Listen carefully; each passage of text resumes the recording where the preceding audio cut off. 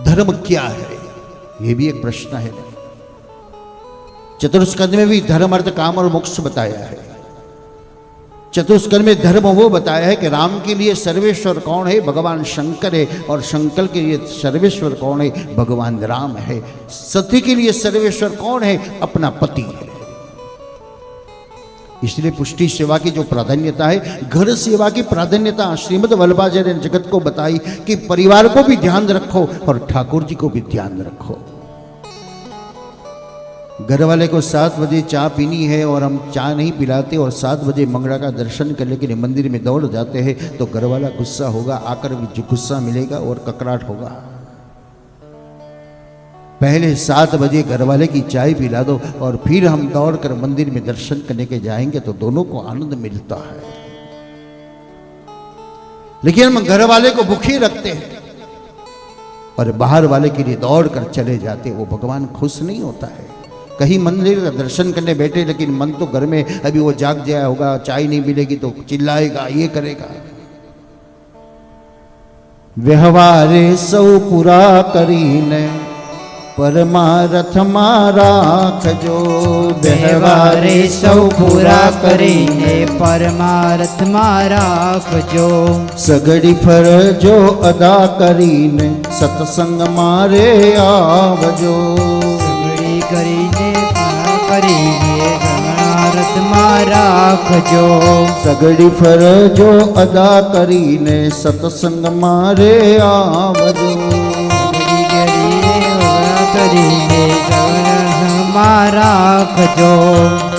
अपना काम पूरा करके बेकार काम नहीं निकालना, टाइम बेकार नहीं जाना चाहिए। टाइम की बहुत कीमत है, लेकिन हमारे पास कोई कीमत नहीं। आ एम थी આપણે બે હરખી એ વાતોમાં 4 વાગી જાય તો ખબર ન પડે। જો તમે ઊભા થો 2-4 કલાક બેઠા પછી તમે હાથ મૂકજો ત્યાં આગળ, એ ઓટલો કે ગાડલું તપી ગયું છે।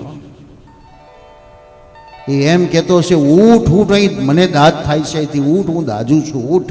પણ આપણે અમથી એવી વાતો કરવા પલાઠી લગાડી દીધી। એક ધનવાન શેઠનું મૃત્યુનો સમય આવ્યો, એટલે યમરાજા લેવા આવ્યો।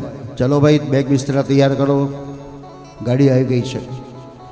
એટલે શેઠને એમ કે બેરીફ આવે, નોટિસ લઈને આવ્યો હોય તો 200-500 આપીએ તો બેરીફ કેવો જતો રહ્યો પાછો। એમ આ બેરીફ જ કહેવાય, પણ થોડો મોટો માણસ છે, એટલે 2-5 લાખ રૂપિયા આપી દઉં, પાછો જતો રહેશે। એટલે શેઠે કીધું એક કામ કરીને, એટલે 5 લાખ રૂપિયા પાછો જતો રહેશે, કાગળ લે।